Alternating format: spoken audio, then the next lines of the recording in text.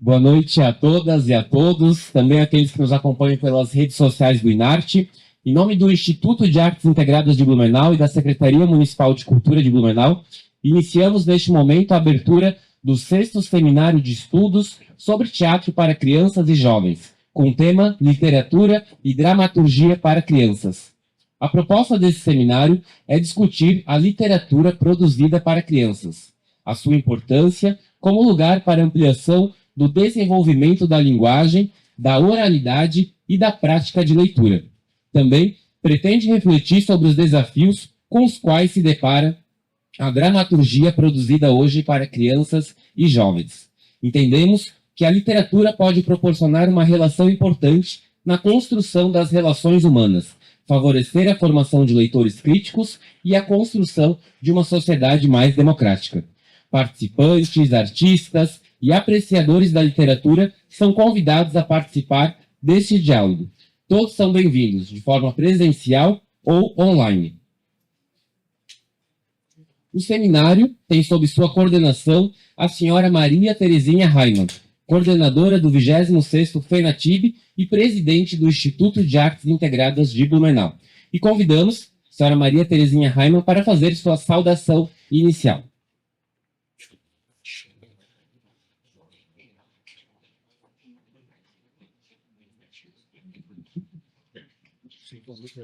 Boa noite, pessoal. Sejam bem-vindos, bem-vindas ao 6º Seminário de Estudos sobre Teatro para Crianças e Jovens. Essa é uma proposta que a gente vem a cada ano ganhando mais espaço, com o objetivo de poder levar aos professores, às pessoas interessadas, um pouco mais de informação, além das apresentações dos espetáculos. Entendemos que os espetáculos são, de alguma forma, especialmente para crianças e jovens, né?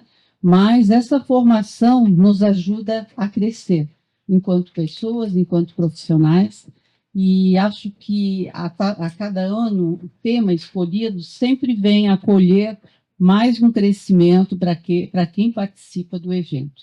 Eu quero que todos se sintam bem, eu vou ser bem rápida, porque nós temos bastante coisa para ouvir aqui, e que vocês participem, façam perguntas e sejam integrantes desse 6º Seminário de Estudos de Teatro para Crianças e Jovens, com o tema de Literatura e Dramaturgia para Crianças. Muito obrigada e uma boa noite a todos.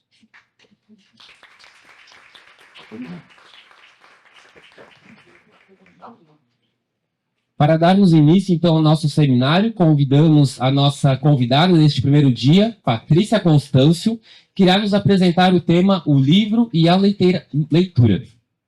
Patrícia é professora, mestre em Educação, coordenadora dos projetos de leitura da Fundação Cultural de Blumenau, entre o período de 1990 até 2018, coordenadora pedagógica nas escolas públicas em Blumenau, membro da Cátedra Unesco de Leitura pela PUC do Rio de Janeiro, pesquisador em Leitura e Literatura desde 1995 e mestre em Leitura e Literatura pela FURB, e também desenvolvimento da linguagem e da oralidade da criança. Então, vamos receber com uma salva de palmas nossa convidada, Patrícia Constâncio. Para acompanhar também a nossa convidada, Patrícia Constâncio, e fazer a mediação dessa primeira noite do nosso seminário, a gente vai convidar também o senhor professor, doutor Valmor Nini Beltrame. Nini Abomequeiro, mestre em teatro e doutor em teatro pela Universidade de São Paulo, a USP. Professor de teatro na Universidade do Estado de Santa Catarina, pela UDESC, entre o período de 1988 até 2016. Foi editor da Moin Moin, de 2005 a 2018. Edita a revista Mamulengo, revista da ABTB. Preside a Comissão de Pesquisa e Formação Profissional da ABTB, UNIMA, Brasil. E é membro da ACLA, Academia Catarinense de Letras e Artes. E para acompanhar o Nini também e a Patrícia, a gente vai convidar também para a mesa a senhora Maria Terezinha Raimann, coordenadora do 26º FENATIB. Maria Terezinha é mestre em teatro, arte educadora, artista plástica, formada em Educação Artística e Direito pela FURB de Blumenau. Atuou como professora nos cursos de extensão de Cerâmica, Escultura e Pintura, Arquitetura e Urbanismo e Educação Artística da FURB entre os períodos de 92 até o ano 2000. É idealizadora e coordenadora de vários festivais, entre eles o Festival Universitário FITUB, entre o período de 1987 a 1996, do Festival Nacional de Teatro Infantil de Blumenau, FENATIB, e também do FESTFOLK, Festival Nacional de Danças Folclóricas. Também é membro da ACLA, Academia Catarinense de Letras e Artes, e presidente do INARTE, o Instituto de Artes Integradas de Blumenau. O nosso seminário ele faz parte da programação do 26º FENATIB, o Festival Nacional de Teatro para Crianças e Jovens. É um evento gratuito graças aos nossos parceiros e acontece com a proposta de formação e educação de espectadores de escola. O 26º FENATIB é uma realização do INARTE, da Secretaria Municipal de Cultura da Prefeitura de Blumenau, das Leis de Incentivo Federal, Ministério da Cultura, Governo Federal, União e Reconstrução. É copatrocinado pelas empresas VEG, Dicave Volvo, Cooper, Cooperativa, Senior Sistema, Giasse Supermercado, Texpa, Pacífico Sul, Heinz Mangueiras Hidráulicas, Gráfica 43 e Carton Druck. E também conta com o apoio cultural da Blue Bordados, Scopo Contabilidade, UVSPAN, Centro Cultural 25 de Julho e Teatro Carlos Gomes. Desejamos a todos um excelente seminário. Então, boa noite a todos, né? Passando os olhos, consigo ver algumas pessoas que já são pessoas conhecidas, que caminham em meio à literatura, mas imagino também que tenhamos aqui pessoas do teatro que mexam com as outras linguagens da arte, que vêm aqui conversar, dialogar ou abrir um pouquinho questões referentes a essa relação tão íntima que a literatura tem com o teatro, né? Porque o teatro nasce, né? É uma literatura exibida e organizada num palco com cenários, música, toda a dramaturgia que a literatura traz nas metáforas, né? Não traz com todo o aparato que o teatro precisa, mas a literatura, de uma certa forma, eu acredito que contribui. O lugar que eu venho falar com vocês é o lugar de quem reconhece, viu na literatura um caminho para a formação humana, uma relação diferenciada dentro da sociedade, né? Eu acredito e há muito tempo venho defendendo, a partir dos estudos que se faz e do contato que se tem com o livro, que uma criança que é inserida nesse meio literário e nesse meio artístico, pelo teatro, pela música, que também tem a literatura na interface da sua arte, e o livro, é uma criança que sai um desenvolvimento diferenciado, enquanto formação humana, enquanto sensibilidade, enquanto formação de conceito de mundo e de sociedade. Porém, na literatura, e talvez eu acredito que no teatro não seja diferente, é preciso que a gente tome cuidado dos livros que a criança terá acesso, né? O mercado editorial é um mercado bastante vasto, né? Qualquer pessoa que tiver uma vaidadezinha mínima e botar meia dúzia de palavras num papel em branco e editar e enfiar lá uma ilustração, já sai com o título de escritor, e aí não necessariamente a gente tem ali um texto literário, a gente terá um texto, né? Mas para que ele seja de fato literatura, ele tem que ter um pacto com a arte, um pacto com a metáfora, né? E com essa relação de sugerir, de subentender e de deixar com que o leitor faça a parte dele. Porque se o texto fizer tudo para o leitor, ele já não é literatura, ele é um texto informativo, é um texto formativo, ele é qualquer outro tipo de texto. mas para que ele seja literatura, ele divide o papel dele com o leitor. O texto faz a sua parte, traz a arte pelo olhar do artista visual, nas ilustrações, né? Do artista autoral da palavra, do projeto gráfico daquele livro, que é impresso no papel ou mesmo em outro suporte, mas para que ele faça o papel dele, ele precisa do leitor. Ele precisa do leitor com experiência leitora madura, bem resolvida, para que esse leitor faça a parte dele, de dialogar com aquele texto. E é esse diálogo que eu venho propor hoje com vocês. Na dinâmica da noite de hoje, eu pensei 5 obras literárias que trazem nas interfaces dos seus textos algumas questões que algumas vezes, ou na família, ou na escola, ou mesmo nas igrejas, são negligenciadas, silenciadas, evitadas, porque são questões que são difíceis, às vezes, do adulto leitor desenvolver a partir das perguntas inteligentes que as crianças têm a capacidade de fazer. E aí, assim, se eu fico na iminência de receber uma pergunta que eu não vou dar conta de responder, às vezes é mais fácil eu não colocar este livro na roda, né? Então, a ideia hoje é trazer para vocês, sim, alguns livros que venham propor essa relação de permitir que textos não tão evidentes, né, como o texto de se comportar bem, né, é um texto bem evidente na família, na igreja e na escola, né? O texto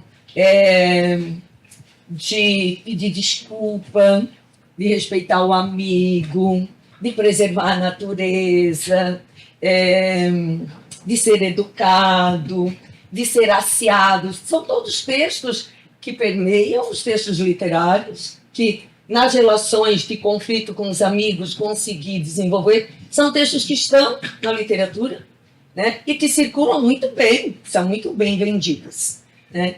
Porém, tem outros textos que trazem nas interfaces questões que nem sempre circulam com tanta facilidade.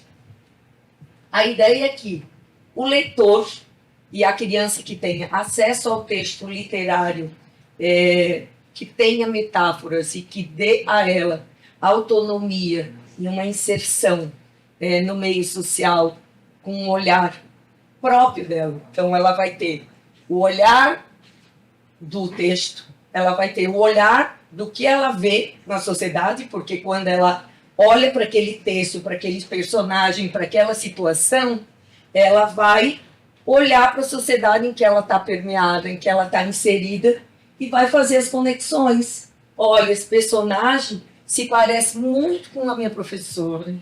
Ou esse personagem, ele faz igualzinho a minha mãe. Né? Ou esse personagem é igual a vizinha do lado. Né? Ela vai fazer conexões até com ela. Esse personagem sou eu. Né? E aí, nessas conexões, ela consegue falar do personagem sem referir-se à vizinha, à mãe, à professora ou a ela mesma, porque ela está se referindo ao personagem.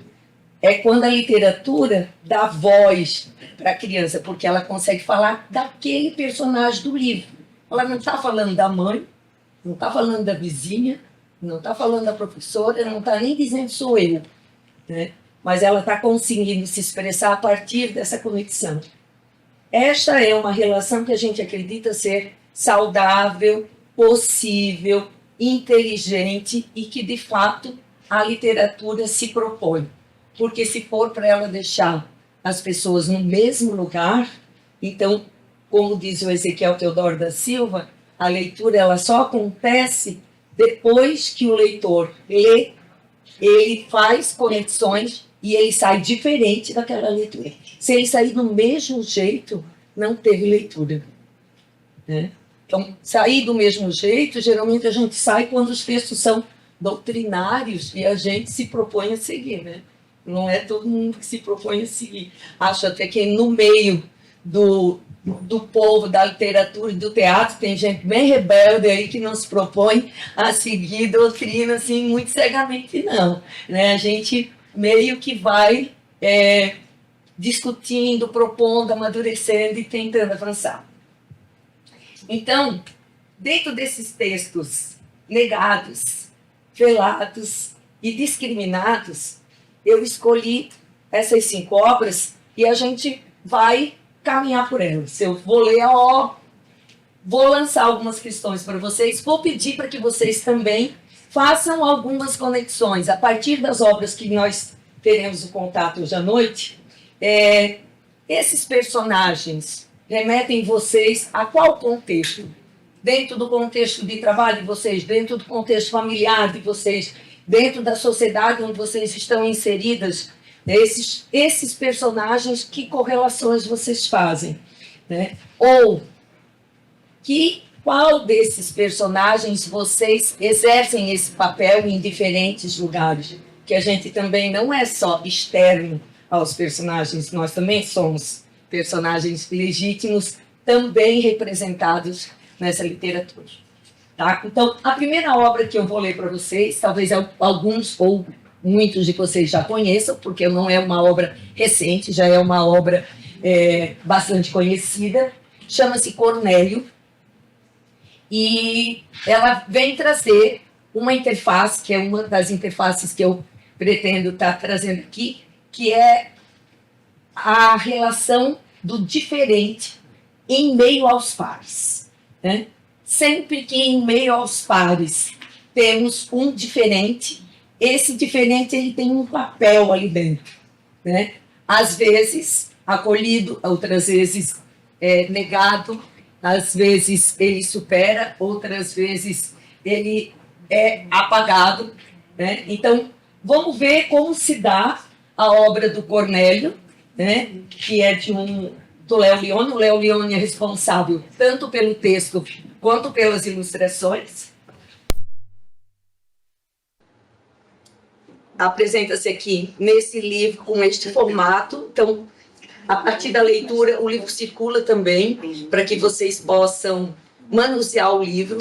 Nessa relação do leitor, do livro e da leitura, uma das questões que são primordiais para nós, que somos da área da literatura, é a importância da criança ou do adulto, do leitor, ao receber um texto pela voz de um contador de história, pela voz de um leitor de história, ou pela voz de um mediador, seja professor, um profissional de uma biblioteca, de uma livraria, que o receptor da leitura tenha o contato com o objeto livre. Porque esse desejo de revisitar, de olhar aquela parte específica que chamou a atenção e que na virada de página ela se foi, é importante. Então, eu sempre destaco isso. Ao oferecer uma obra para alguém, preocupem-se, cuidem de permitir que quem recebeu a história depois tenha o contato com esse objeto livre. É até uma relação ética, né, com o leitor, com o autor, né? Porque esse livro ele não nasceu naquele formato, ele nasceu nesse formato aqui. Ele está naquele formato para favorecer a visualização de um público maior que neste ficaria um pouco comprometido. Então vamos lá. Cornélio, uma fábula de Léo Lione, e vamos ver como é que essa história se desenvolve.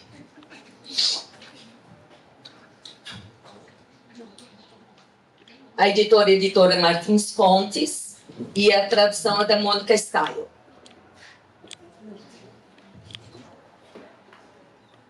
Quando aqueles ovos se quebraram, os crocodilos saíram rastejando pela margem do rio.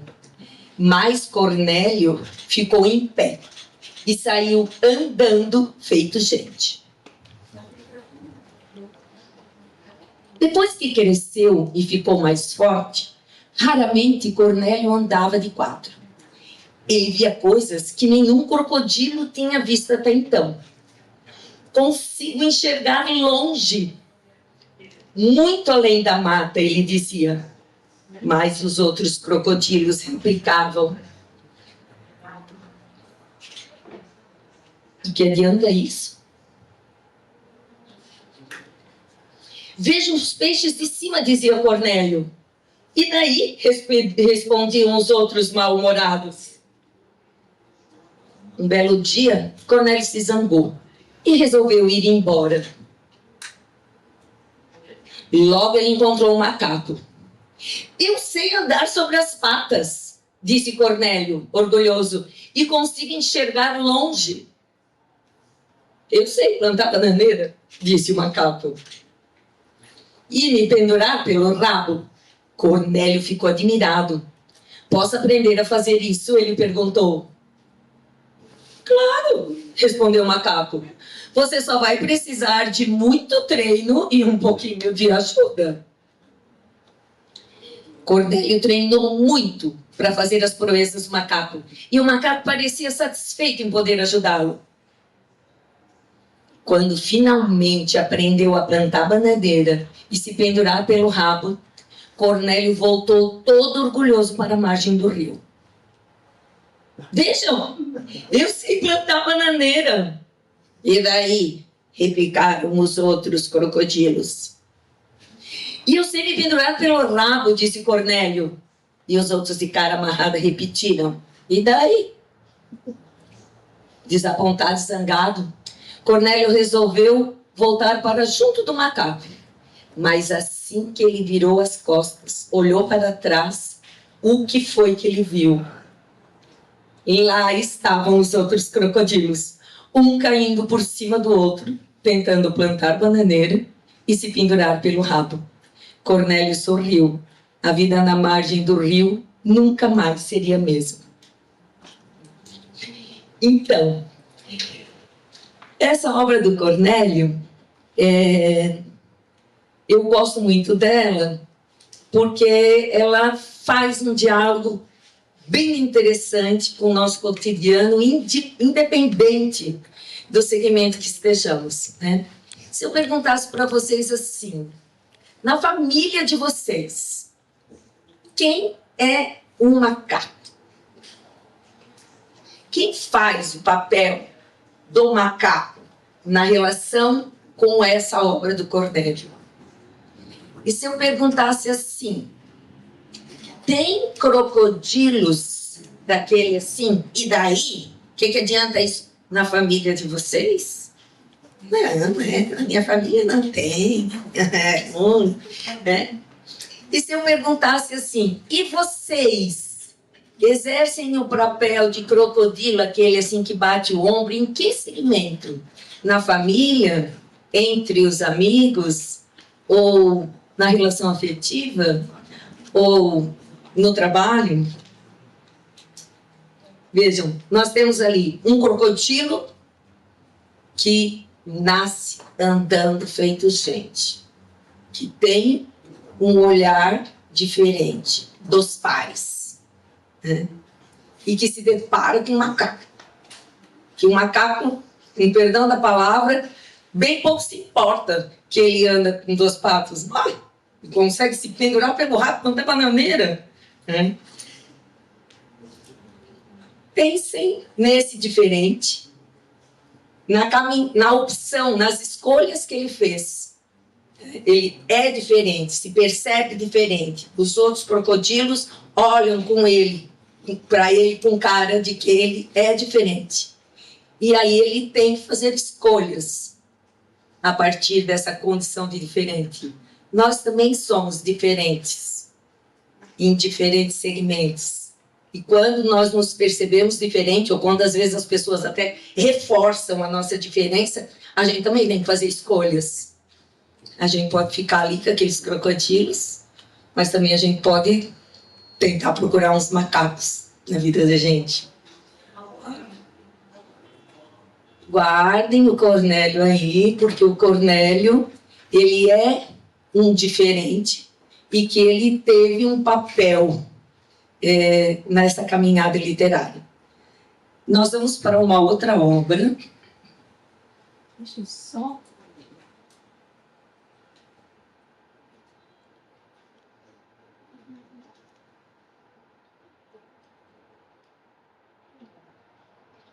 Que agora vem trazer para o nosso diálogo aqui, dentro ainda do veio do diferente, a questão quando diferentes resolvem se unir, né? Às vezes são diferentes do meio social, outras vezes são diferentes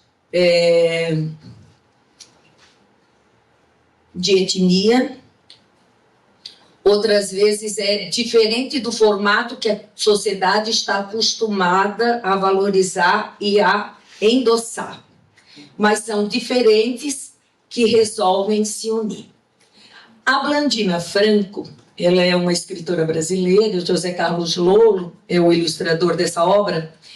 Ela é uma escritora que ela lida muito bem com temas que eu costumo dizer que são os temas negados, negligenciados, às vezes silenciados, seja na escola, seja na igreja, seja na família.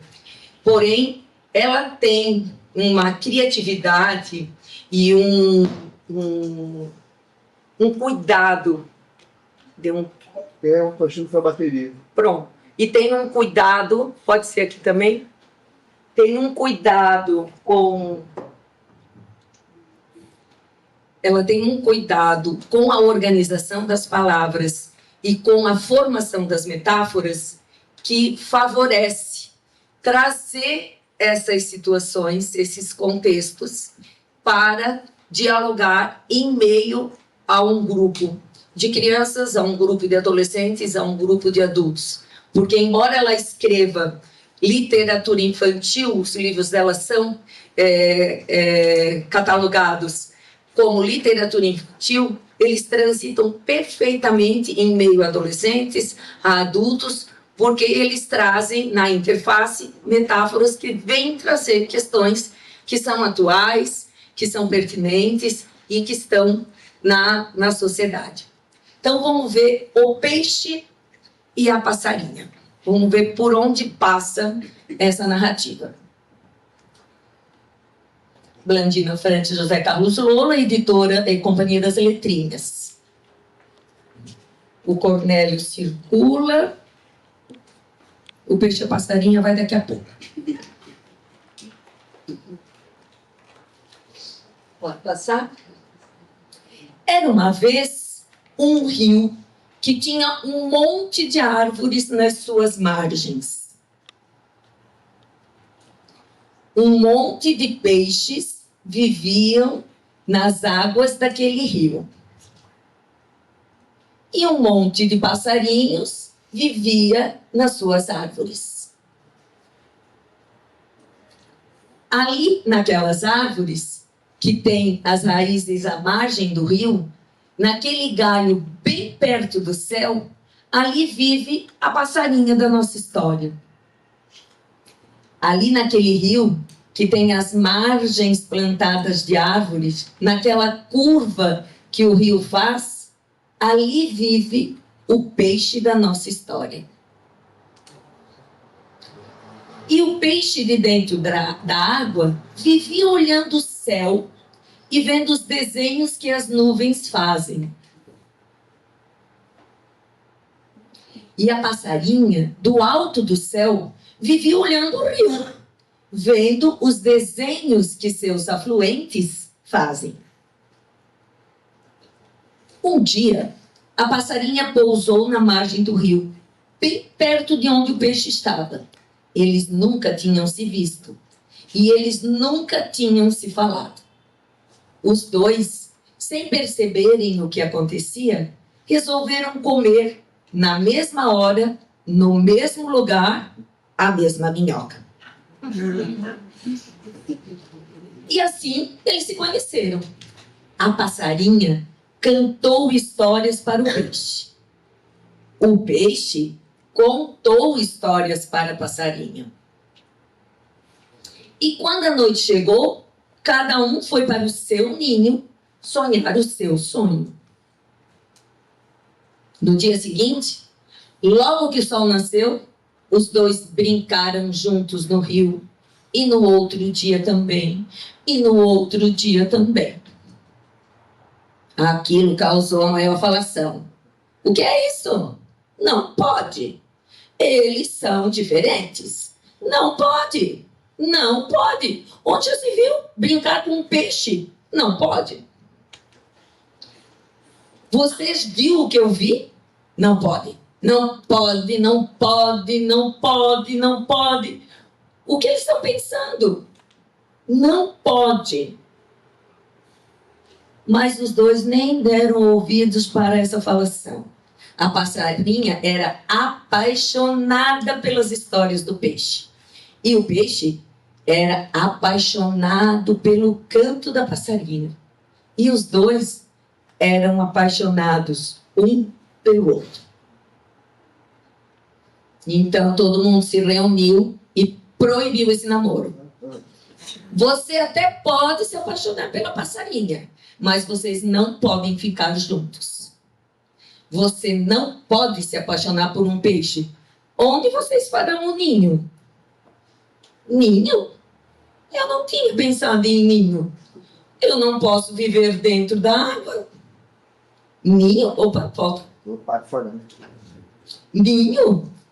Eu não sei onde podemos fazer um ninho. Eu não posso viver fora da água. Perdão.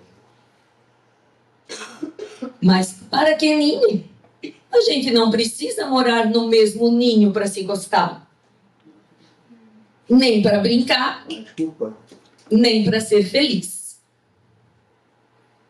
Então, os dois continuaram juntos, um sempre acompanhando o outro, dividindo as brincadeiras e todas as coisas divertidas da vida. E quando a noite chegava, cada um ia para o seu ninho sonhar o seu sonho um com o outro. E quando resolveram aumentar a família, eles adotaram uma rã. Então, a gente começa pelo Cornélio, que faz as escolhas dele em meio à percepção dessa condição de ser diferente em meio aos pares. Né? Saímos do Cornélio e entramos no Peixe a Passarinha, da Blandina Franco, que também vem trazer a relação entre esses dois diferentes em meio à reação dos pares desses dois diferentes e que eles também, como Cornélio, tiveram que fazer escolhas. E a partir dessas escolhas, avançar, colher, viver, às vezes sobreviver a tudo que significam as escolhas para que eles possam, de fato, dormir e sonhar os seus sonhos. E, quem sabe, dormir, sonhar e realizar os seus sonhos. Então, a partir dessa história, eu gostaria que vocês pensassem, né? Vocês são pessoas que poderiam ser peixe e passarinha? Vocês interagem com pessoas que são peixes e passarinha e que tiveram que fazer as escolhas, em que enfrentar e avançar em meio aos pares para poder conquistar os seus sonhos. Então, nós temos aí a junção de dois personagens bem distintos, né? Então, quem seria o peixe e a passarinha no meio social do qual vocês estão inseridos? A partir daqui, a gente continua com a Blandina Franco. Na verdade, eu fiquei bem pertinho de compor um bloco só de Blandina Franco. Mas aí eu ia ficar muito tendenciosa, né? Tipo, a mulher, de certo, está ganhando uma comissão, né, da Blandina Franco para poder propagar a Blandina no Festival Teatro Infantil. Porém, se vocês tiverem oportunidade de circular em e-mail as obras que a Blandina publica, vocês vão perceber que ela sempre vai trazer uma questão nebulosa na interface do texto para poder lançar este assunto, essa questão, essa realidade na roda, para que a gente possa conversar e para que cada um depois possa fazer a sua interpretação e as suas escolhas. Nós vamos para uma outra obra da Blandina. Deixa eu localizar aqui. Que é...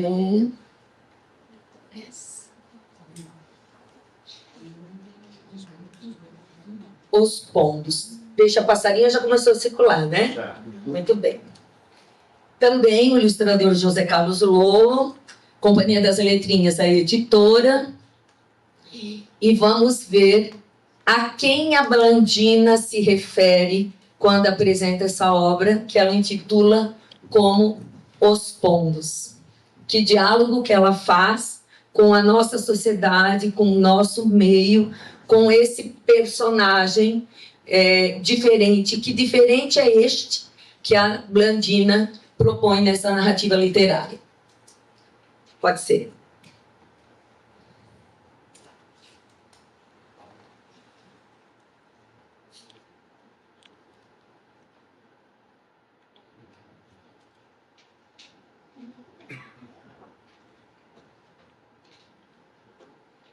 Há muito tempo, os pombos chegaram à nossa cidade. Eles vieram aos poucos, e aos poucos foram se espalhando pelos bairros. Hoje, estão em todo lugar. As pessoas falam com cachorros, mas ninguém quer falar com eles. Ninguém quer saber deles. Ninguém olha nos olhos deles. Ninguém os toca. Alguns fingem que eles nem existem. Alguns passam por eles sem vê-los. Alguns não querem nem passar perto deles. Alguns tentam se livrar deles.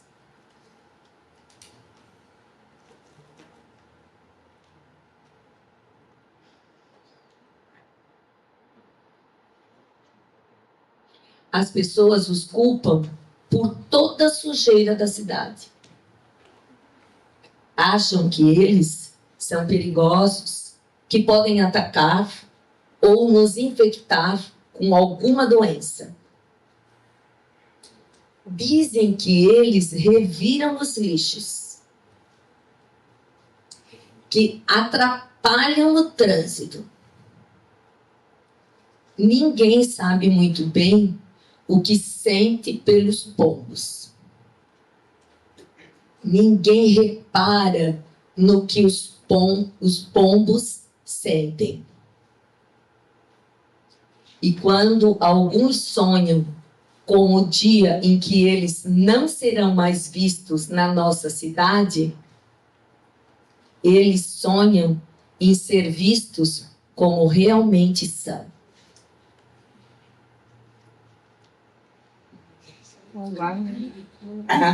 A Blandina agora foi mais pancada, né? Deu assim um soquinho no estômago da gente, né? Mas aqui em Blumenau não tem pombo não, né? Não, quase não. Né? Também bem pouco, né? Por quê, né? Será, né? Será que não tem? A gente não vê? Já afastaram os pombos? Já mandaram os pombos para outro lugar?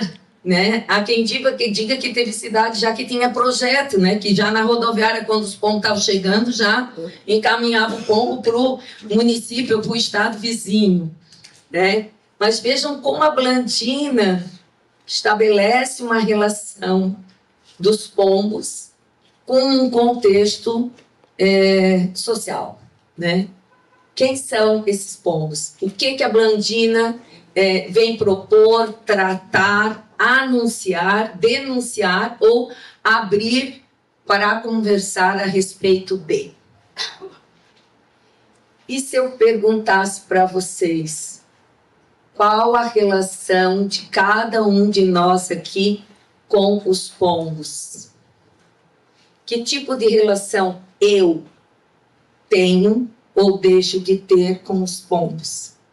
Se eu tivesse que recortar uma face desse texto literário com uma atitude já vista ou vivida por mim, que recorte desse texto literário eu faria? Aonde eu estou dentro dessa história? Ou não estou?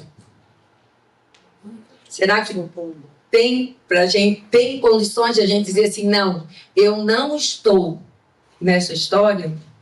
Será que eu consigo dizer isso assim, com leveza de alma?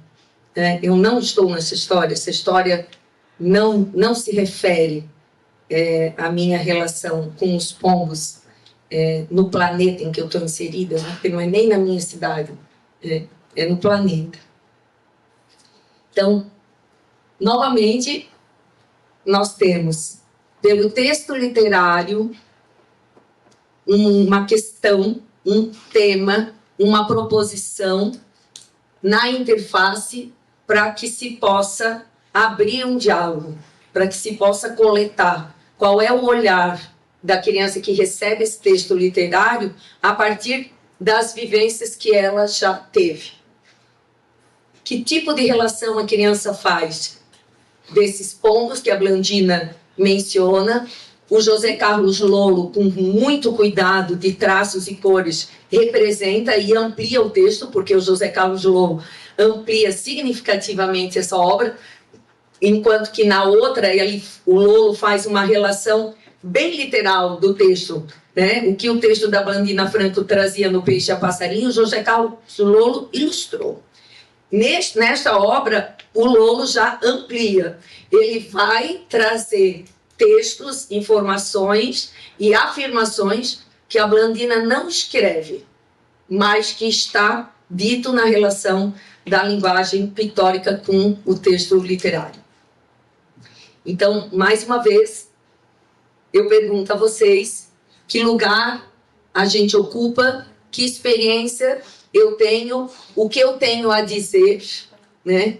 Ou a me questionar a respeito dos pombos dessa história, né? Esses pombos dessas histórias habitam aonde no contexto social onde eu estou inserido? E eu faço o que com isso? Porque, novamente, a gente está diante de escolhas. E as escolhas é que vão dar o formato da formação humana, sensível, social, das pessoas que estão no nosso contexto. Muito bem. Se a Blandina foi forte, agora a gente vai para uma história de um menino perfeito. O que seria um menino perfeito, hein, minha gente? Que deve ter um monte de pai, mãe, que tipo, meu filho é perfeito, meu menino é perfeito, minha menina é perfeita. O que seria um menino perfeito? Maria, Qual é o conceito de perfeito, né? Quando eu digo o menino perfeito, é ele, né? Então, quando eu digo que ele é perfeito, a classificação adjetiva que eu estou dando de perfeição é pela minha ótica, né? É o que eu considero, valorizo e entendo ser perfeito. O autor dessa obra, Ele é Bernard Cornwell. Ele é um escritor espanhol e ele traz com cuidado de palavras e numa relação de imagem mais uma questão que também às vezes é negada, discriminada, silenciada no meio social em que nos encontramos. Então vamos conhecer esse menino perfeito. O Menino Perfeito, Bernard Cornwell, a tradução é de Dani Gufferman, e a Livros da Matriz é a editora. O Menino Perfeito.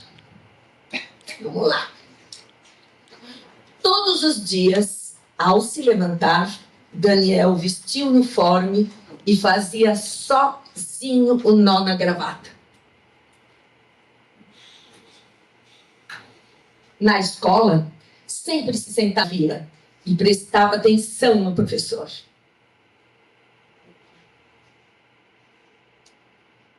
Na hora do almoço, ajudava sua mãe a pôr a mesa. Depois de fazer a lição de casa, saía para passear com um cachorro. Ao final da tarde, nas aulas de piano, tocava com dedicação.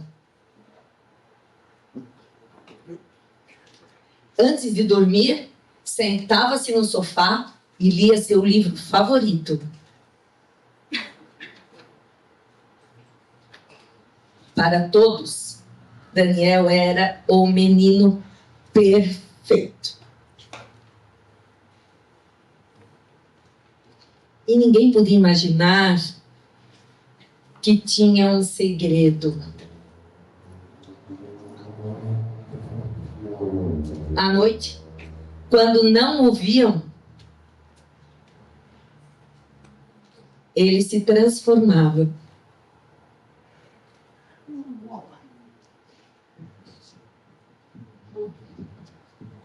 De fato, Daniel era perfeito, inclusive com as escolhas dele. Mesmo que, de princípio, escondidas ou protegidas. Né? Eu gosto mais da palavra protegido. Acho que o Daniel mais se protegia para ganhar força e depois poder fazer as escolhas com mais ousadia, como o Peixe a Passarinha, como o Cornélio, né? Mas, novamente, a gente tem um livro que ele vem trazer, com certeza, um diálogo com muitas crianças que a gente tem na escola. Ao ouvir a história do Daniel, muitas crianças iriam se reconhecer ali, sim. Eu tenho muita clareza disso. Então, mais uma vez eu pergunto, né? E aponto, a literatura, ela tem este papel, né? Os autores, quando trazem a sua expressão de arte, eles leem, eles recolhem, eles coletam do contexto em que eles estão inseridos questões que precisam, de fato, serem representados no texto literário, na sua linguagem de arte. Né? Às vezes vem pela música, outras vezes vem pelo teatro. Né? O autor, ele traz pela palavra. E neste caso aqui, tal como a Blandina Franco, traz num diálogo com o texto visual. Porque é o texto visual que também, no final da história, amplia a história e traz mais uma questão que nem sempre a escola, a família e a igreja dá conta de promover ou de gerar um diálogo, uma conversa.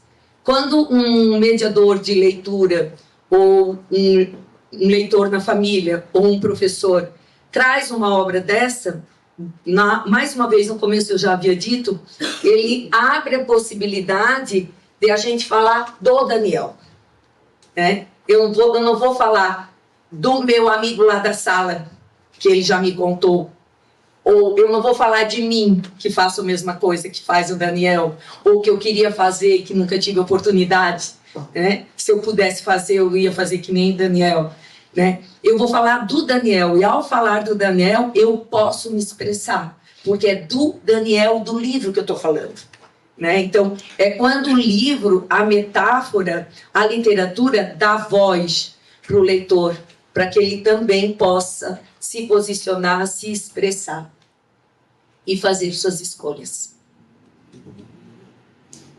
Nesse contexto todo, a gente caminha para o último livro, mas eu não vou deixar, porque esse precisa mesmo, esse vai fazer uma chamada para todos nós, em meio a esse contexto que temos de diferentes, de questões que são, às vezes, difíceis de tratar, de desenvolver, de promover, de conversar no contexto que a gente está inserido, mas são questões que a gente precisa fazer escolhas, né? E dentro dessa questão do fazer escolhas, Wolf Elbruch é um autor alemão que traz essa obra literária em que ele, diante de uma situação que pergunta a cada um de nós aqui, o que você veio fazer nesse mundo? Né? O que vocês, professores, vieram fazer aqui nesse mundo? Vocês, artistas, diretores de teatro, organizadora de festival, veio fazer aqui nesse mundo, né? Você, pesquisador da área do teatro, né, e que promove tantas questões relativas, veio fazer o quê? Né? Se alguém perguntar para você assim, você veio para cá para quê nesse mundo? Esse autor, ele percorre vários personagens e ele traz algumas respostas, né? E essas respostas são um aquecimento para que cada um de nós possamos sair daqui pensando, e eu vim fazer o quê? Então vamos lá, a grande questão. É para festejar seu aniversário que você está aqui na Terra? Responde o irmão para o aniversariante. Vamos lá. E o gato diz, você veio ao mundo para ronronar, e um pouco também por causa dos ratos. O piloto diz, você está aqui para beijar as nuvens. A avó, para que eu possa mimar você, é claro. O passarinho, para cantar a sua canção. O comilão, para comer bem. Aí está o porquê. O 3, para saber um dia contar até 3. O soldado, você está aqui para obedecer. O cachorro, estamos aqui na terra para latir, eu acho. E às vezes uivar para a lua. O marinheiro, para navegar por todos os mares. A morte, você está aqui para amar a vida. A pedra, você está aqui para estar aqui. O pai, porque sua mãe e eu nos amamos. O jardineiro, você veio ao mundo para aprender a ser paciente. O cego, para confiar.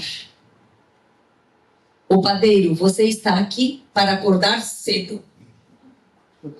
O pato, não faça a menor ideia. A irmã, você está aqui para amar a si mesmo. O coelho, você está aqui para receber muito carinho. O lutador de boxe, para ir à luta. E a mãe, você está aqui porque eu te amo. Quando você crescer, vai encontrar outras respostas para essa grande questão. E vocês estão aqui para quê? Muito obrigada a todos. Obrigada, Terezinha.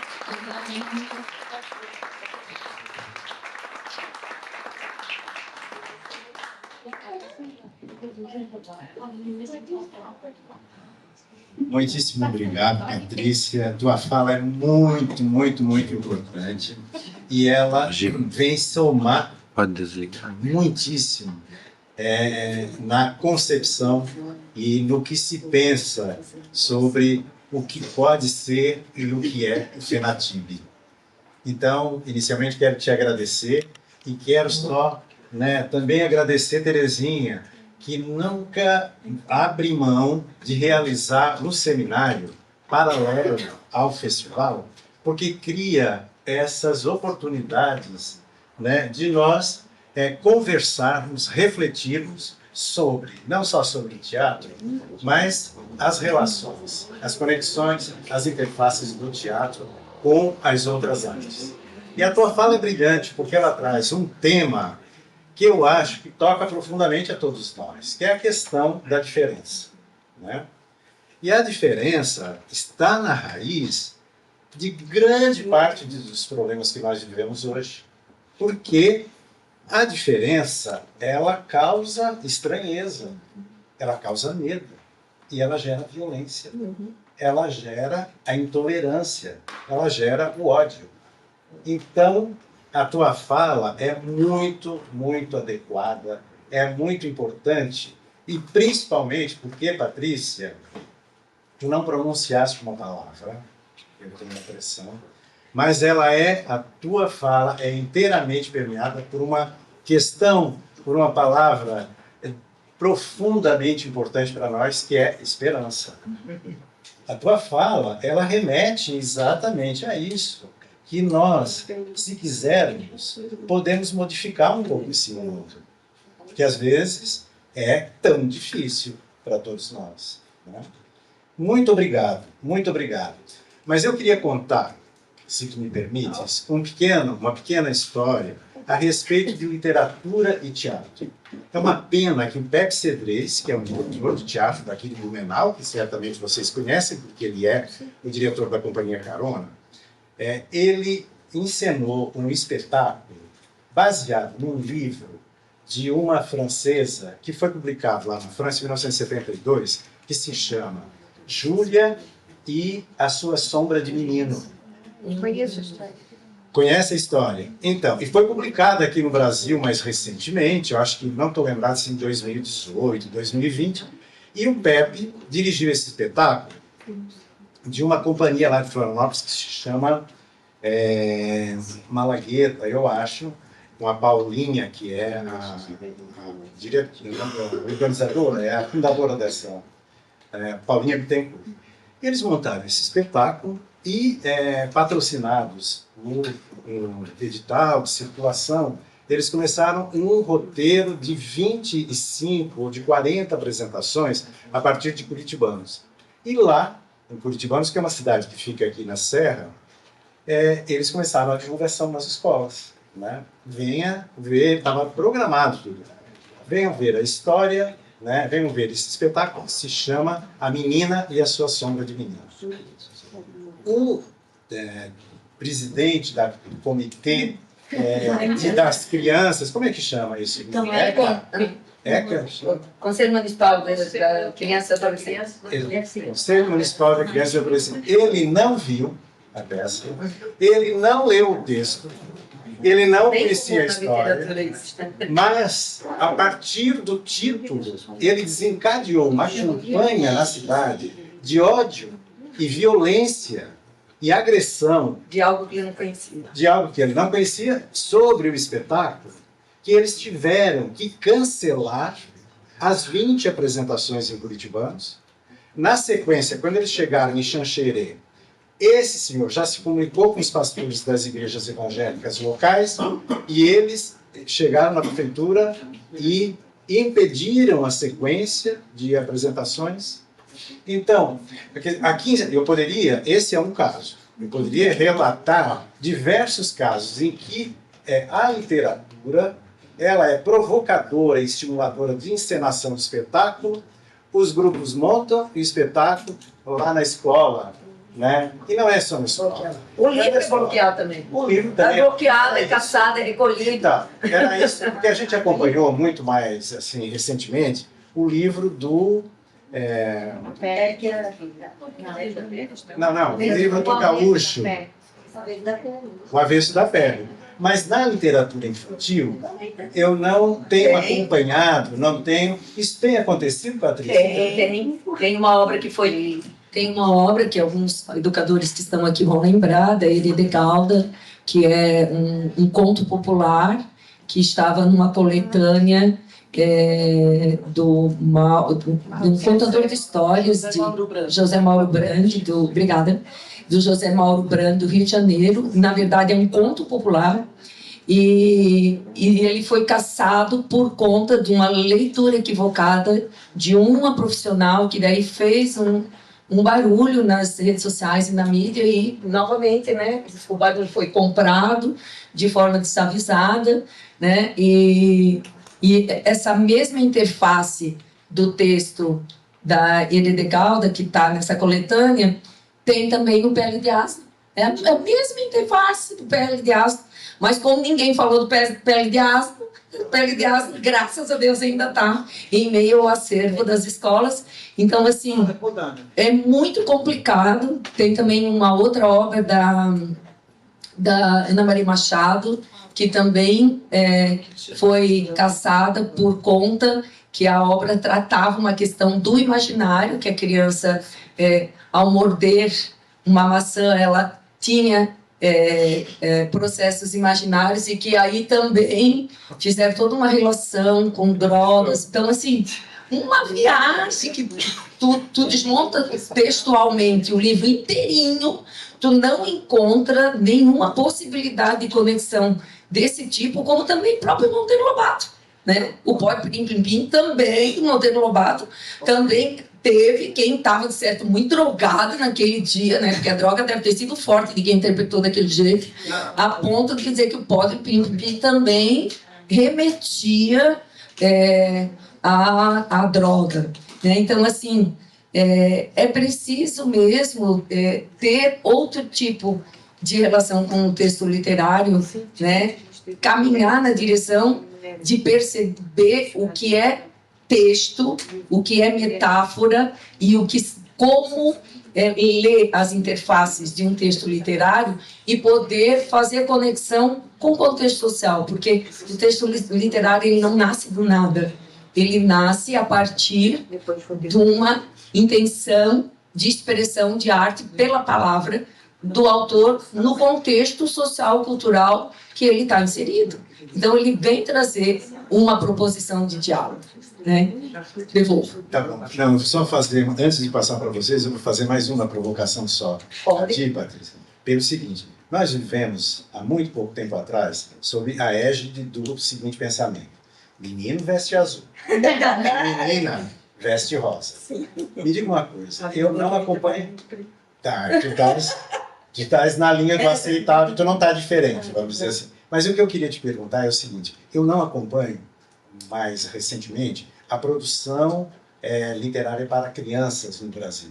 Nesse período, tu consegues identificar uma produção literária destinada às crianças, sintonizada com essa famigerada ideia, né, do azul é para menino e do rosa é para menina, ou os artistas ou os escritores não se afetaram?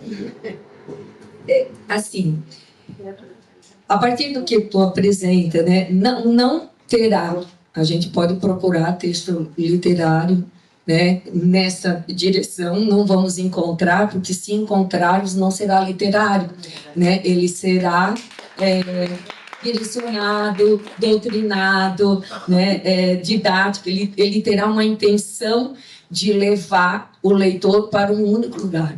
Para que seja literatura, o texto precisa ser polissêmico, ou seja, ele tem que permitir que o leitor vá para diferentes caminhos, diferentes significados, diferentes reflexões. Diferente disso, ele não é literário. Ele vai ser outro texto. Foi um texto escrito, mas não literatura.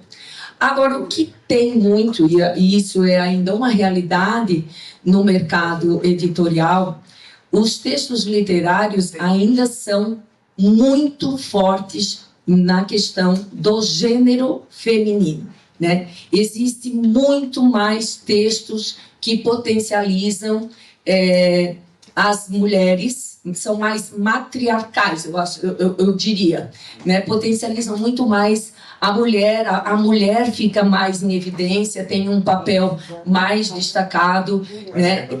Estereótipo? Não é produzindo estereótipo, mas como frequência de texto. Se a gente pegar assim, ó, por exemplo, né? Se você pegar uma editora grande, tipo a Companhia das Letrinhas, a Ática, e aí eu vou analisar o catálogo daquela editora e ver qual é o percentual de representação da mulher e do homem, no sentido assim, enquanto personagem mesmo, enquanto frequência de aparição nos textos, né? É mais comum ter a frequência maior no gênero feminino, né? Então, às vezes a gente atribui isso por conta que é um material que circula mais nas escolas, em que também a predominância do gênero feminino, né? Na família também. Então, essa questão ainda são questões a serem vencidas no mercado editorial, enquanto produção mesmo do mercado, né? Mas não representando o fechamento, assim, que para a mulher cabe isso, para o homem aquilo. Não o fechamento de gênero, é mais enquanto frequência, quantitativo mesmo, né? Aparece mais a representação da mulher. Olha, gente, eu já vou fazer um cafezinho ali para alguém que chega sem que nem comeu ainda. Depois a gente faz 40 perguntas. Bom, então, nós estamos num momento da nossa noite de trabalho e Terezinha muito cuidadosa com todos. Certamente, ela sempre prepara uma cuca. Tem cuca, Terezinha? Não sei. Não sabe. Porque a cuca de Blumenau não é impagável, não é? Então, nós vamos fazer o seguinte, a gente vai fazer uma pausa rápida para depois retornarmos para a Patrícia responder as perguntas de vocês. Pode ser? Bem, pessoal, eu gostaria de registrar a presença da professora Gilca, da Universidade Federal de Santa Catarina, que amanhã será a nossa palestrante. Ela está ali ao fundo. Seja bem-vinda e que amanhã a gente tenha novamente uma belíssima noite. E depois de amanhã, nós vamos contar com a presença do Marcelo Almagnol, que já está aqui, né, aí de São Paulo, e ele palestra na quarta-feira para todos nós. Antes de passar a palavra para o Lauro, eu preciso só fazer um lembrete. Não sei se vocês olharam nas bolsas de vocês, mas a revista Panaceia está aqui, está aí dentro. Cada um de vocês recebeu um exemplar. E aqui estão reunidos artigos que tratam deste tema que nós estamos trabalhando, que nós estamos refletindo nesses 3 dias. Portanto, aproveitem para ler e trazer, inclusive, comentários nos dias em que nós estivermos aqui. Laura, é contigo agora. Formule a tua pergunta, por favor. Tem um microfone ali, né? Tem microfone? Tem. Boa noite a todos. Alô. Tá. Patrícia, que beleza de palestra. Eu estou encantado com as suas colocações, com a leitura que você fez no tema proposto. Muito feliz, muito lindas as histórias dos livros que você nos trouxe. E eu tenho umas perguntas que me inquietam muito, sobretudo na cidade em que eu vivi muito tempo, que é o Rio de Janeiro, onde nasci. Você sabe, Patrícia, que o metrô do Rio de Janeiro, por falar em intolerância, em discriminação, em separação, o metrô do Rio de Janeiro discrimina, atribui um vagão rosa só para mulheres. Várias vezes, eu, por distração, porque queria com a cabeça no ar, eu entro no vagão e na estação seguinte já tem um guarda na porta da saída do metrô para me expulsar daquele vagão que é só para as mulheres. Eu queria perguntar a você, então, à luz dessa informação, como é que um educador se comporta quando o aluno vem contar isso, como eu acabei de contar aqui, ele entrou no vagão errado sendo um garoto, e que foi expulso do vagão porque era um vagão rosa apenas para mulheres? A primeira pergunta, depois eu passo a palavra ao meu amigo Gabriel. Lauro, né? Lauro. Lauro, a partir do que você aponta, eu queria ampliar um pouco esse contexto em vários aspectos que a gente tem dentro desse mesmo caminho, que, tipo, no Rio de Janeiro é o vagão rosa, em alguns estabelecimentos existem os banheiros que são compartilhados, né? Que tanto as mulheres quanto os homens frequentam, como é o banheiro da nossa casa, por exemplo, né? Porque a nossa casa não tem um banheiro feminino e outro masculino. A gente tem um banheiro compartilhado, né? Como há também já intenção de que as escolas façam uso, né, dessa possibilidade de ter esse banheiro compartilhado. Então, hoje, eu acredito, veja, a resposta que eu vou te dar é a partir de como eu acredito que a escola possa conduzir, né? Então, o meio social é um meio coletivo de gênero, né? De todas as possibilidades de identidade pessoal, seja uma pessoa, seja um homem, uma mulher, um trans, um gay, né? Qualquer pessoa que tenha uma identidade, um reconhecimento de identidade. Então, nós caminhamos nessa direção. É difícil uma escola assumir essa discussão, quando você diz assim, como que um educador poderia propor? Tem obras literárias que trazem essa questão permeada do gênero, sim. Eu gosto muito quando a gente consegue selecionar algumas obras literárias e trazer para conversar a respeito de. E daí, ao conversar a respeito de, a gente vai olhar no nosso entorno o que tem e que isso pode acontecer, né? Da mesma forma como você entra num vagão de mulheres, por acaso, né? E é advertido, né?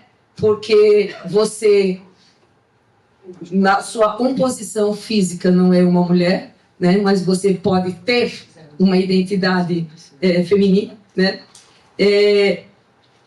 E aí, conversar com as crianças a respeito disso, que é uma realidade, né?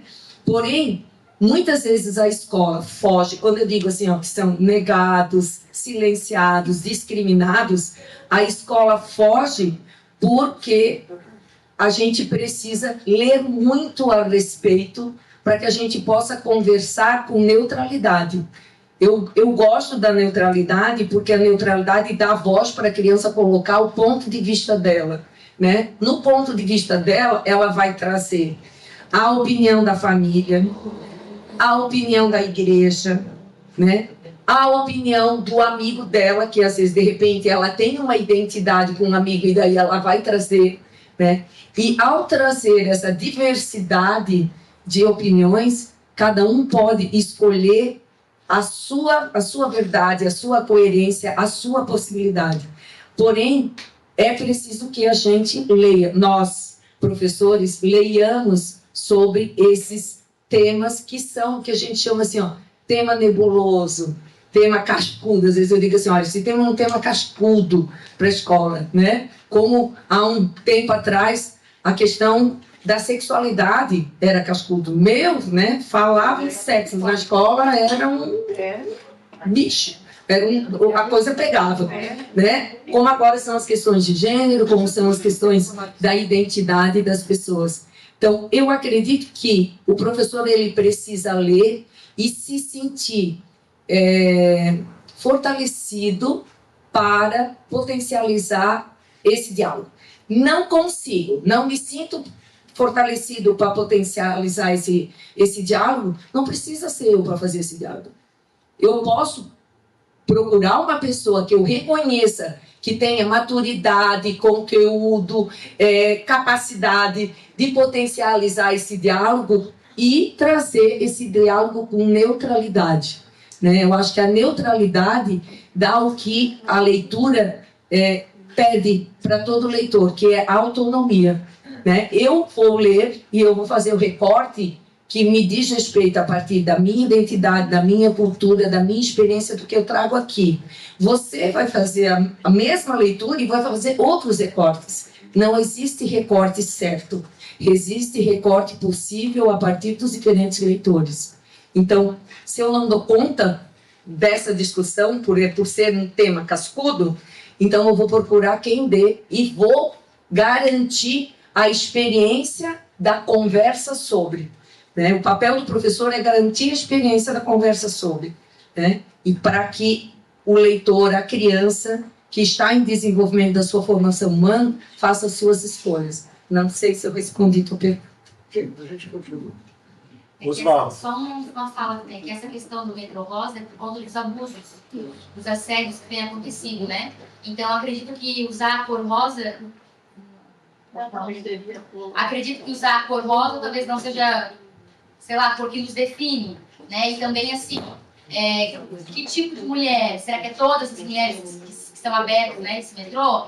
A mulher trans, aceita, a mulher que não tem formativa, a feminilidade, o cabelo, será que também é acessível para esse metrô, né? Mas só deixando claro que essa questão do metrô, que eu acho que é muito importante ser falado sobre os assédios, né, que as mulheres sofrem, a questão do metrô rosa, justamente por conta dos assédios que têm acontecido, né? Mas também eu acho que é uma questão, sim, de se conversar em sala de aula sobre essa questão, por que da necessidade desse Exatamente, metrô. porque acaba segregando a mulher. De novo. Infelizmente, a mulher tem que ser tirada dali porque ela é vista como um objeto. Entendeu? Por que a mulher está nesse lugar? Porque eu não posso. Gente, é um direito para todos. Por que eu não posso estar num A educação dos ônibus meninos. do meu lado? Muda do ônibus, É tão banal, sabe? Então é muito legal ser discutido sobre isso. E, infelizmente, às vezes na escola é difícil levantar essas questões, assim, nós pessoas somos silenciadas, né, por denúncias, né, de pais, de que eu sofri uma denúncia na minha escola porque eu falei pro colega, a gente estava brincando de mímica e era ação, e a ação do menino era rebolar. E aí o pai me denunciou na ouvidoria da prefeitura porque eu estou ensinando coisas de menina na sala de filho. Então, aí essa questão de até onde a gente pode ir, sabe? Até quando, até...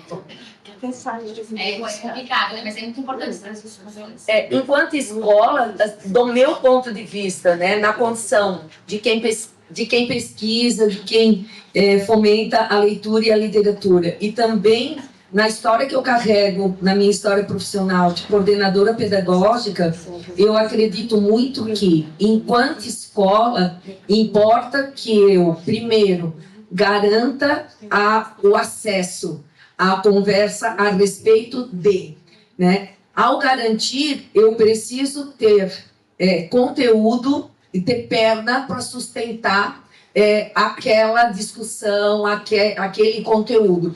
Se eu não tenho, eu busco quem tenha, né? Porém, o principal é que se traga para a roda essa questão a ser conversada, porque se a escola não trouxer, a família não traz, a igreja não traz, e a criança vai coletar a quem oferecer para ela essa conversa primeiro, né? E aí ela está possível de todo tipo de encaminhamento, né? Ela fica vulnerável, muito vulnerável. Então é importante que a gente faça o nosso papel com responsabilidade. Osvaldo?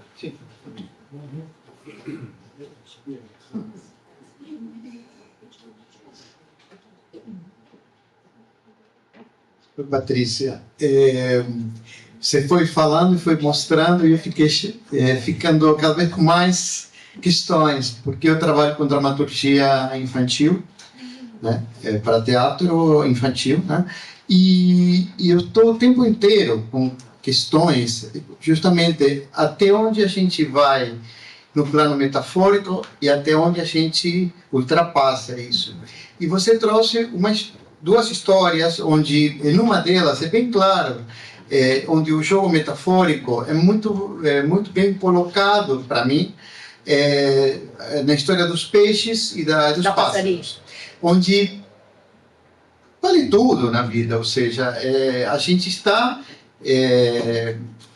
digamos, em um mundo onde você procura um estado de felicidade e isso vai te trazer qualquer tipo de relacionamento, né? Ou seja afetivo, ou seja de amizade, do que for, de trabalho, né? Mas na outra história, eu acho que há um conflito, para mim, entre a história e a visão da pessoa que ilustrou a história. Por quê? Porque eu acho que a pessoa que ilustrou, de alguma forma, ele ultrapassou o plano da metáfora. E para mim ficou, de alguma forma, as pombas ficaram identificadas com um tipo de personagem que também é relativo, entende? Por exemplo, eu moro numa chácara, as pombas são limpas, são lindas, elas tem muita pomba onde eu moro, tem ratos e são bonitinhos, não é aquele rato horroroso que a gente vê na cidade, no bueiro, sujo, molhado, né? Então, assim, tem esquilos. Qual que é a diferença entre um rato e um esquilo? Um tem rabo, outro não tem, mas são roedores, né? Então, assim, eu acho que aí de alguma forma se caracterizou demais, um pouco se puxou demais. E é uma coisa, por exemplo, eu sinto isso às vezes nas críticas do Ghibli, ele coloca isso muito, né? Por exemplo, até onde a gente vai com o plano da metáfora e até onde a gente já cai em uma coisa um pouco, isto é branco, isto é preto e isto é assim, né? Eu acho que se rompe um pouco esse plano onde as coisas podem ser, além de branco e preto, podem ter outras cores, outros matizes, né? Nessa questão, eu acho que já também a questão da caracterizar, digamos, como é uma história onde tem umas figuras, as figuras das pessoas são sombras, né? São manchas, assim. E para mim ficou tão mais claro essas manchas, como as pombas, né? Porque são as pessoas que não são vistas, que não são, na sociedade, elas não são vistas e são vistas, digamos, tem esse lado da sombra, que é uma coisa que não é muito agradável, né? Ou seja, sombrio, né? Que talvez não achei tão feliz como... E gostaria que você falasse um pouco disso, assim, qual a tua opinião, né? Sim. Só para quem não sabe, o Oswaldo que acabou de falar é o Oswaldo Gabriele do XPTO, que amanhã de tarde vai estar apresentando seu espetáculo. Amanhã de tarde não, amanhã de tarde e à noite, à tarde e à noite, às 15h30 e às 19 horas, aqui no teatro. Então, eu vou falar a partir da leitura e do olhar que eu tenho na relação de análise com os textos literários, né? No mercado editorial brasileiro e também em algumas obras que são traduzidas, essa relação entre o texto literário e a ilustração, ela exerce diferentes papéis a partir de diferentes obras. Algumas vezes a gente encontra o texto em que o ilustrador ele faz a representação quase que fiel do texto que o autor apresenta, né? Quando no Peixe a Passarinha, por exemplo, né? Que é o mesmo ilustrador dos Pombas, né? O José Carlos Louro, ele também ilustrou o Peixe a Passarinha. A relação que ele fez do texto com a ilustração foi bem linear, né? O que o texto apresentava, as ilustrações reforçavam aquele texto. A ponto até de uma criança, por exemplo, se ela for recontar a história, lendo as imagens, ela consegue recontar, porque ela é o texto que ela tem capacidade de ler, né? Nos pombos, o José Carlos Lolo, enquanto que a Blandina está fazendo essa proposição de jogar para o leitor a leitura de quem são os pombos do nosso meio, né? Esses pombos estão representando quem no nosso meio, né? O José Carlos Lolo, ele acaba trazendo informações maior que o texto, né? E acaba, digamos, o que seria uma metáfora, como você falou, acaba sendo uma anunciação. Ele acaba anunciando, né, quem é aquela pessoa que, de repente, o texto está propondo, ou aquele ser, aquele contexto. Na literatura, a gente gosta e a gente acredita que os dois papéis têm função a partir da categoria de leitor que a gente tem mediando, né? Por exemplo, um leitor, um pré-leitor ou um leitor iniciante, que é aquela criança que recebe lá da família, está na pré-escola, ainda não se apropriou do código, então ela está construindo o seu repertório de relação com o livro e com as narrativas, uma relação linear do texto com a ilustração é saudável porque vai favorecer no desenvolvimento dela de linguagem e de construção do texto e do pensamento, vai favorecê-la porque vai dar ali o texto que ela consegue ler para reproduzir, porque nem tudo é pelo campo da memória, ela vai dar conta, né? Porém, para o leitor que já é um leitor em processo ou um leitor crítico, um texto que traz a ilustração e traz alguma outra informação, porque ali fala em pombos e, na verdade, traz um formato do homem, né? De pessoas, né? Tá dizendo ali, tá se remetendo aos invisíveis, né? Que estão em nossa sociedade, as pessoas que são negadas por N questões, pelo contexto econômico, pela realidade social que eles estão ali, né? Pelo entorno em que gerou aquela condição, né? E que não nos tira a responsabilidade de nada. Então, o José Carlos Lolo acaba tirando um pouco essa metáfora, essa possibilidade de fazer outras conexões com outros personagens, dando uma única direção, né? No caso da Blandina, eu acredito que é uma possibilidade dentro da literatura. Então, tem livro que tem essa relação linear, tem livro que tem essa relação complementar, né? E tem livro que é o que a gente chama dentro da literatura, que ele surpreende, né? Que ele vai trazer outras questões. Eu vou puxar um exemplo rapidamente para poder ilustrar. Tem uma obra que se chama Os Chifres da Filomena. É a história de uma personagem que ela acorda com Filomena com chifres, né? E aí aquilo causa um alvoroço na casa dela, que a mãe, que é mãe, só desmaia, né? O irmão diz que ela virou um alce. E assim, cada um do lugar que está condena ou potencializa a condição da menina estar com chifre, né? E a cozinheira, por exemplo, achou ótimo, porque como ela tem um monte de galhos, dá para botar os docinhos e ela vai para fora dar de comer aos passarinhos, né? A lavadeira achou perfeito, porque agora ela pode pendurar as toalhas do varal e ela vai para o sol e vai secar as toalhas. Então, cada um do lugar que está, interpreta a condição da Filomena ter chifres com perdas e ganhos, né? E a Filomena, né, no final do dia, à noite, quando ela vai tocar piano, são colocadas velas para que ela toque à luz de velas, né, aquele piano. E ela vai dormir. No outro dia, quando ela acorda, os chifres não estão mais na cabeça dela, ela fica apavorada. Quando ela bota a cara na cozinha, a família olha para ela e ficam felizes, né? Bah!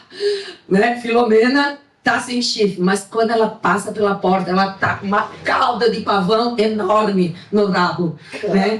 E aí, tipo, o que acontece nessa história? Vejam, nessa história vai tratar novamente, né, de uma situação atípica em que cada pessoa julga, age, reage a partir do lugar que dá conta, porque ninguém dá o que não tem, né? Cada um vai agir e reagir a partir do lugar que está culturalmente, socialmente, sensivelmente, né? Pelos amores que recebeu e deixou de receber e que vai oferecer para o outro, né?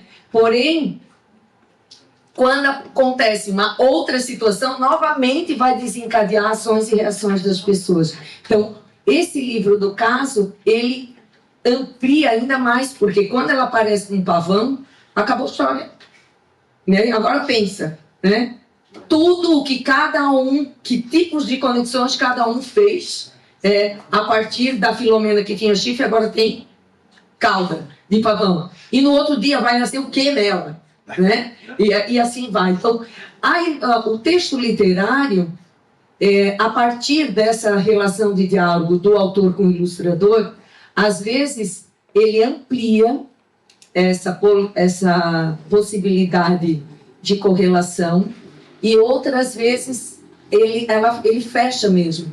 E às vezes eu acredito que a intenção do autor, algumas vezes quando fecha, é porque de fato ele quer trazer aquele ponto específico, né, sem ser didático. Porque se ele explicar muito explicadinho lá no final, se ele achar que a criança é bem burra, patética, idiota, e ele botar 2 páginas a mais e resolver explicar, aí o personagem entendeu que é assim, assim, assim, assim, ele pega o livro e pum, joga no lixo. Porque aí ele acabou com a possibilidade do leitor fazer a parte dele, né? Então, assim, saber a hora de dar o ponto final ou de deixar as reticências para o fechamento do livro é também um cuidado de arte que, às vezes, no texto literário a gente encontra.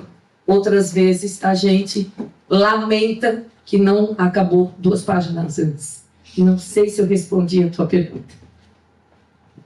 Bom, Dibe está querendo formular uma pergunta e eu gostaria de saber se mais alguém, porque já são quase 9, então eu vou pedir para formular a Carla em seguida e Patrícia responde aos 2 para nós irmos fechando, porque eu sei que as pessoas estão na horário, tá bom?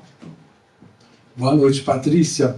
Muito prazer em te conhecer. Que palestra linda, rica em contexto, que felicidade esse tema, né? Quem gosta de teatro gosta muito de literatura. Então, foi um tema muito feliz para esse seminário, com palestrantes muito especiais, também começando por você. Eu primeiro queria contar, se você não sabe, as pessoas aqui, que existe atualmente em São Paulo, em cartaz, uma incrível adaptação desse último livro, A Grande Questão. Está em cartaz, pelo SESC, atualmente está no SESC Consolação, pelo grupo Companhia Defeitos, de São Paulo, que é um dos grupos que eu considero mais ousados em linguagem. Você imagina esse livro com essas respostas que ele tem, imagina o que esse cara fez no palco, sem linearidade, sem começo, meio e fim, é sensacional. Então, quem sabe para o ano que vem eles consigam vir para cá e todas essas pessoas possam ver esse espetáculo ano que vem aqui, a partir do que você contou para a gente hoje do livro. Eu fiquei curioso, essa é a minha pergunta, a respeito mais da sua relação com o que você vê no teatro de obra adaptada da literatura.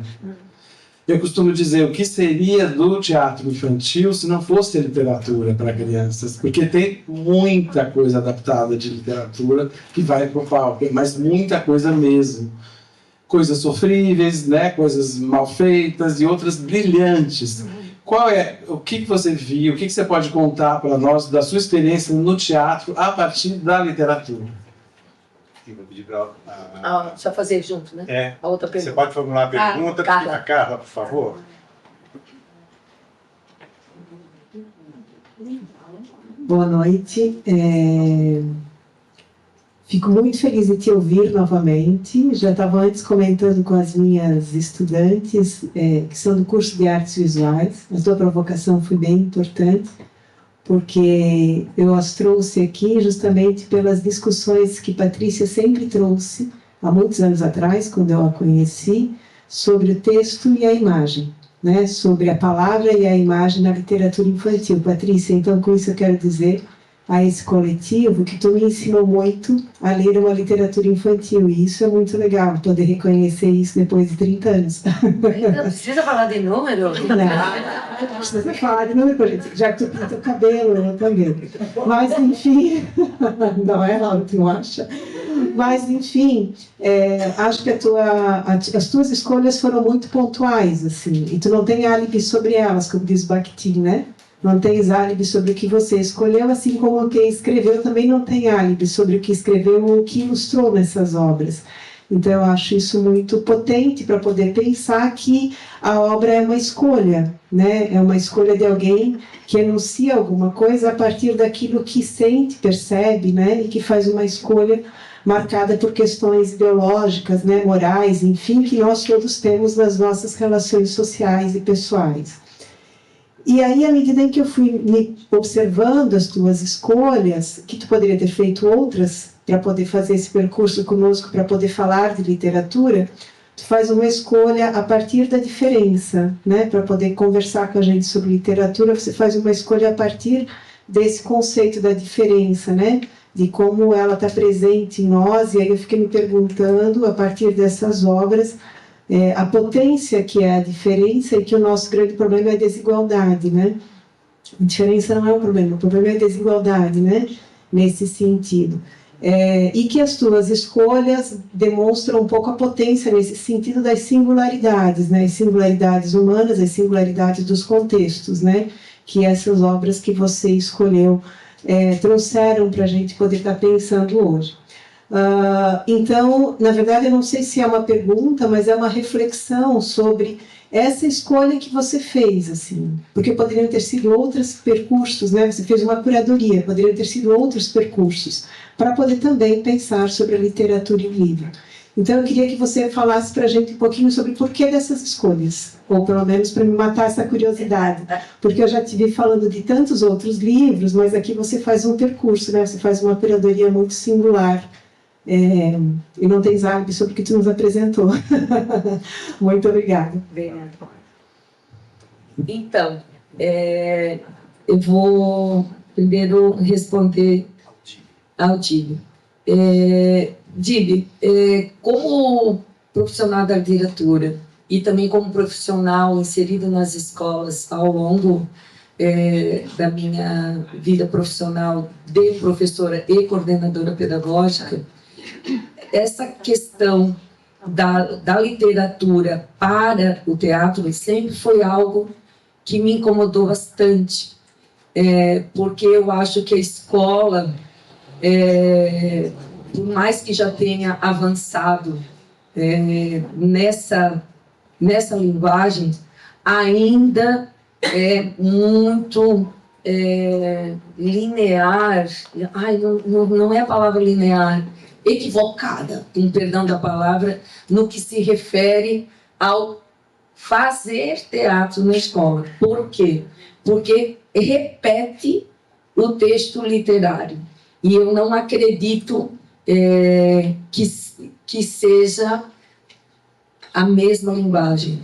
Eu gosto muito, quando você me pergunta assim, quais são as suas experiências de teatro dessa... De perceber obras literárias que foram transformadas em peças teatrais. Eu gosto muito quando os grupos de teatro lançam mão de obras que são clássicos da literatura ou que vêm da oralidade, porque quando se debruça por um texto que vem da oralidade, consegue acessar a uma diversidade de possibilidades de leitura e apresentação dessa obra para então criar a narrativa teatral daquela história. Digamos, Um Patinho Feio, por exemplo, né?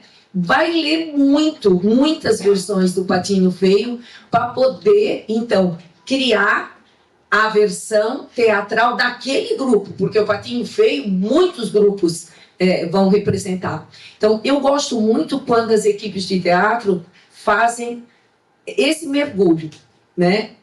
Quando se trata de obras de autoria, eu acredito que seja um exercício mais difícil, tanto para o diretor daquela peça, quanto para os atores, por conta que é um texto de autoria e que aí também eu acredito que tenha que ter alguns cuidados éticos ali, porque aquele texto, ele tem dono, né? E aí, tendo dono enquanto literatura, enquanto texto, enquanto ilustração, enquanto projeto gráfico, e vai aparecer numa outra linguagem, ele precisaria beber de outras fontes, para tipo assim, não existem várias versões de Peixe a Passarinho. E aí?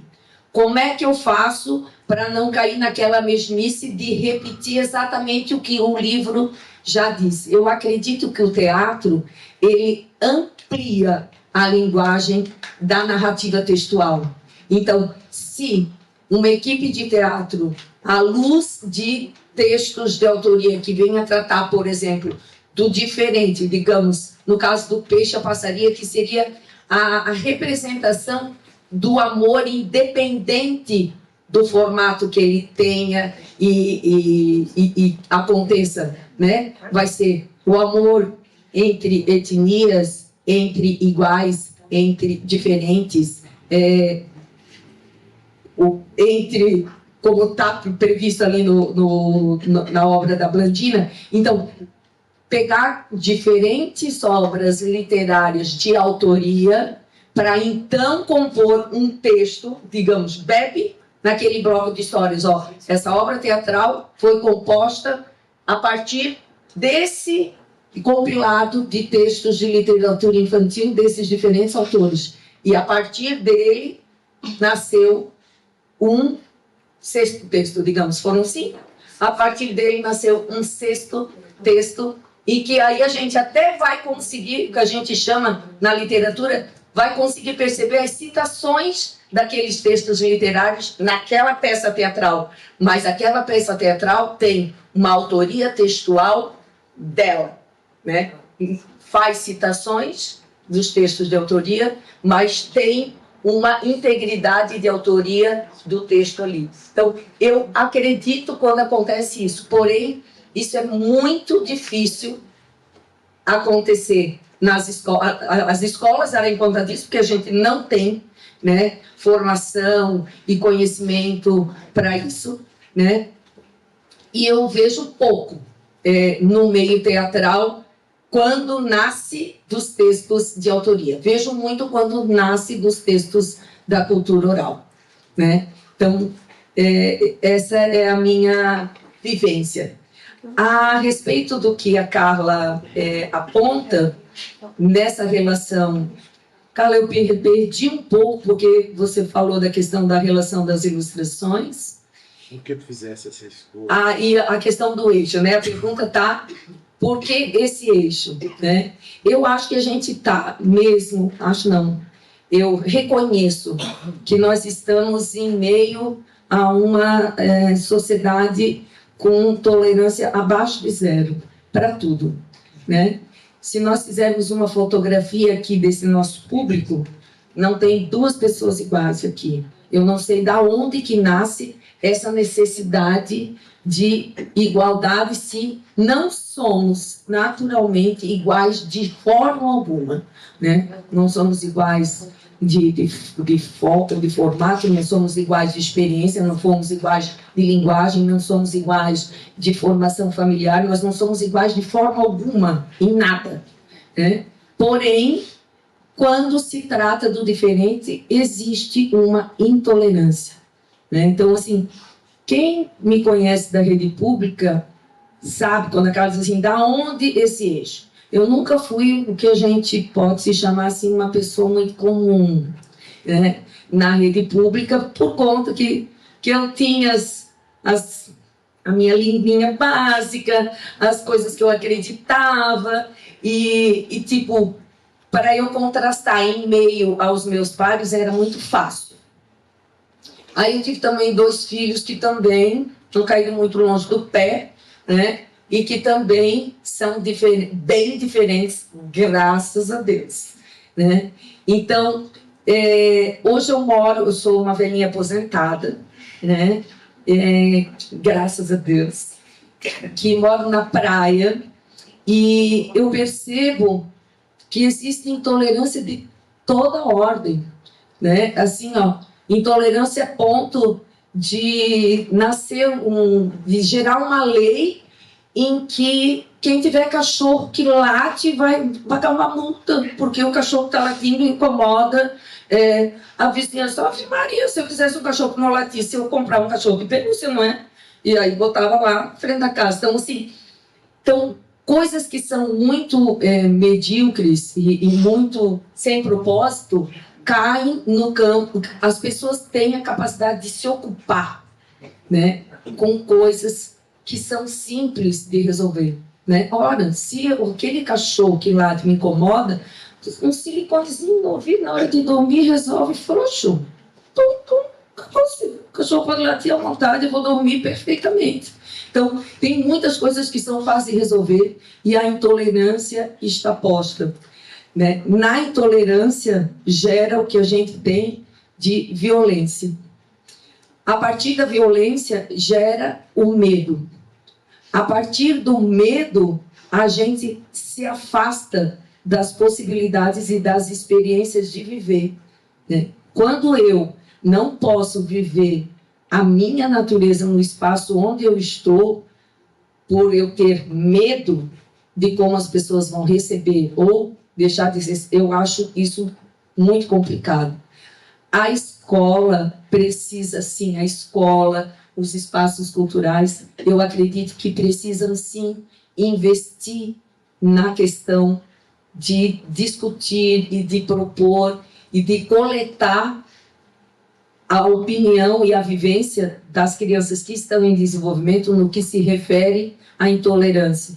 Porque os pais estão intolerantes com as crianças. Automaticamente as crianças caem no meio dos seus pares, também intolerantes com os pares e com os outros adultos dos quais ela dialoga.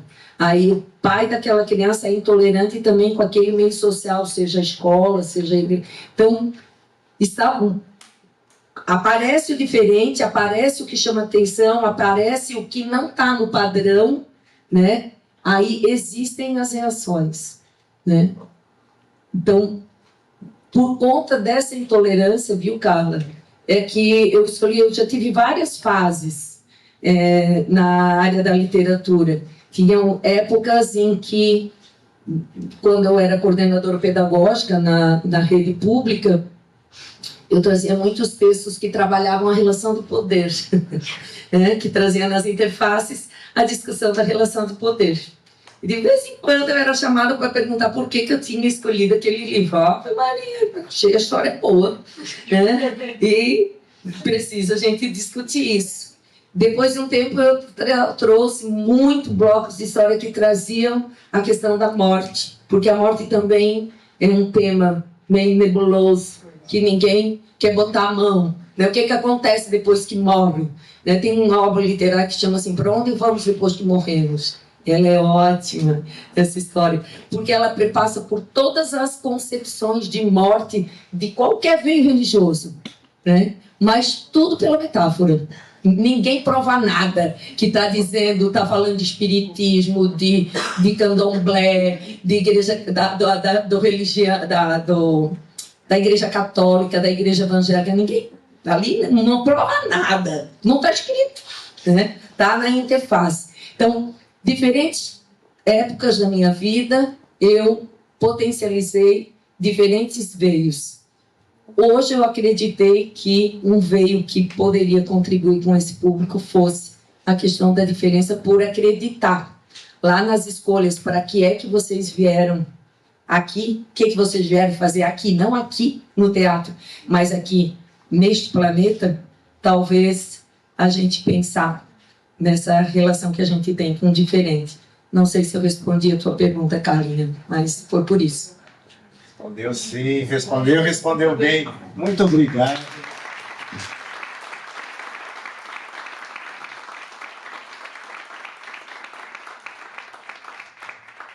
Nós vamos encerrar essa noite maravilhosamente bem, contentes, felizes, sabendo que tu deste uma contribuição enorme e certos, né, de que a gente saiu daqui melhor do que entrou. Muito obrigado. Obrigada. E amanhã nós retornamos com a Gil.